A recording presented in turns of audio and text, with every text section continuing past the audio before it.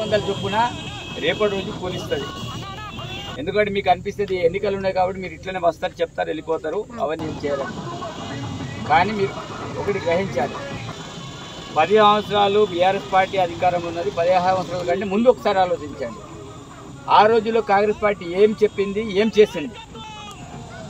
Congress party 10 సంవత్సరాల కంటే ముందు, అప్పుడు అధికారంలో కాంగ్రెస్ పార్టీ ఉంది కదా, ఆ రోజుల్లోనే మీకు ఉపాధి హామీ పథకం వచ్చింది, 108 వచ్చింది, 104 వచ్చింది, ఇంద్రమ్మ ఇండ్లు వచ్చినాయి, ఎస్సీ సప్లాన్లు వచ్చినాయి, పెన్షన్లు కాంగ్రెస్ పార్టీ స్టార్ట్ చేసింది. పెన్షన్ కూడా ఆ రోజుల్లో 200 కాంగ్రెస్ పార్టీ స్టార్ట్ చేసింది. దానికంటే ముందు పింఛన్ అనేది లేదు, అవునా కదా.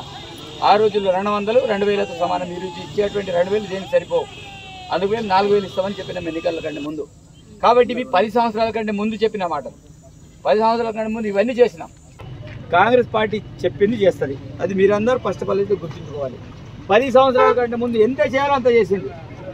ఈ 10 సంవత్సరాలు ఏం జరగలేదు. 10 సంవత్సరాల తర్వాత మేము ఏం చేయాలో ఈ 4 నెలల్లో ఎంత చేయాలో అంత చేస్తున్నాం.